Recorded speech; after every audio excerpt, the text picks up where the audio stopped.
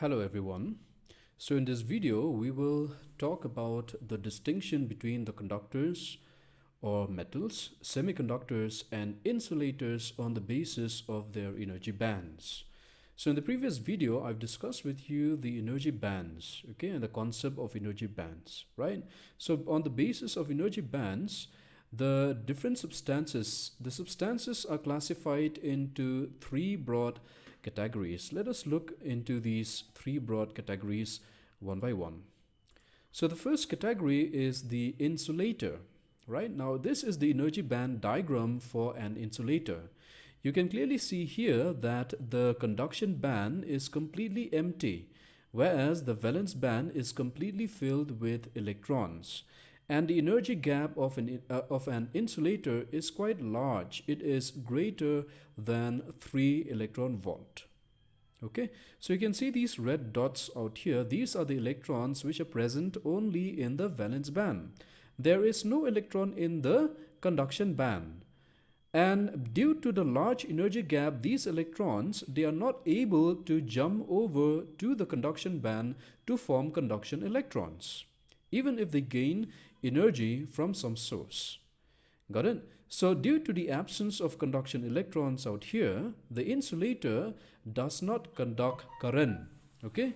Its conductivity is zero. That means it is incapable of conduction of current. So let us see here. The valence band is completely filled with electrons, as I have said, whereas the conduction band is completely empty.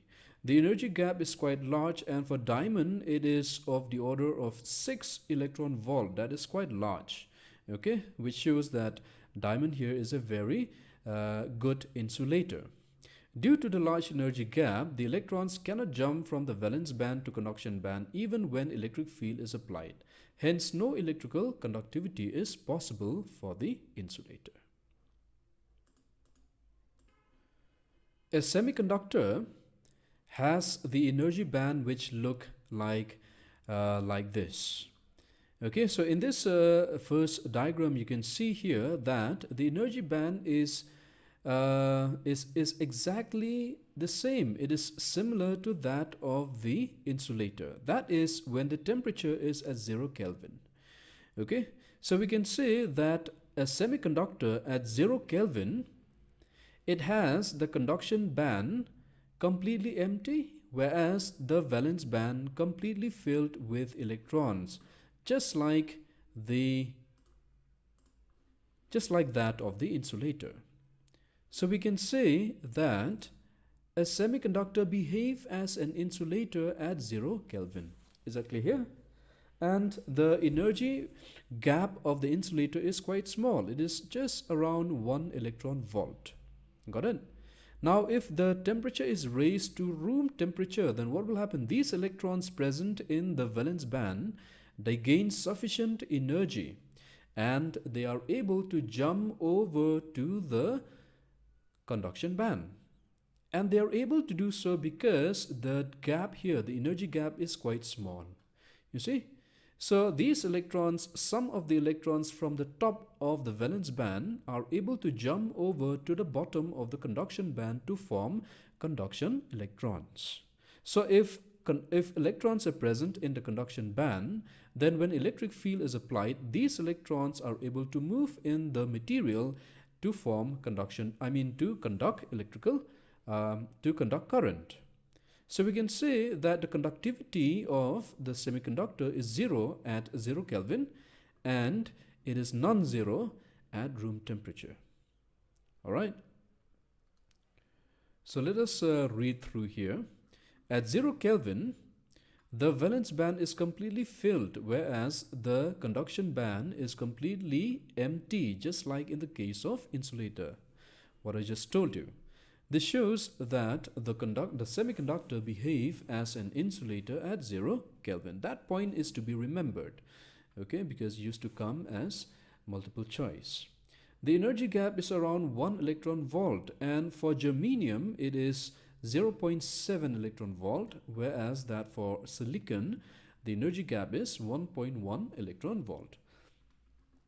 At room temperature, the electrons from the top of the valence band gains thermal energy from the surrounding and jumps over to the conduction band to become conduction electrons under the influence of electric field.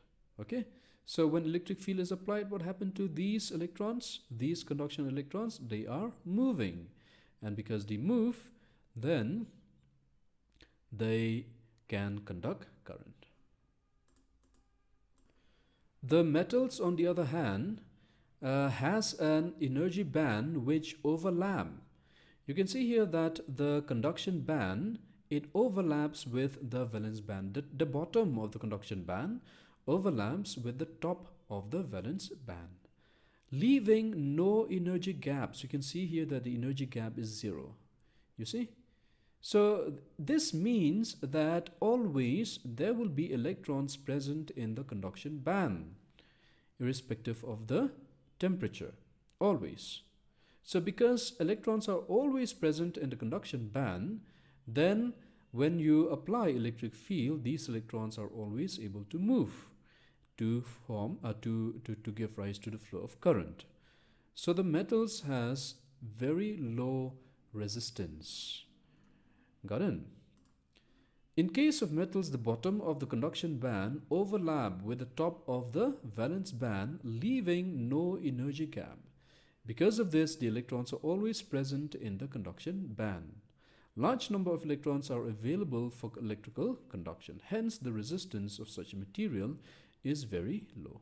So these are the distinction between the three types of materials: conductors, semiconductors, and insulators on the basis of their energy gap.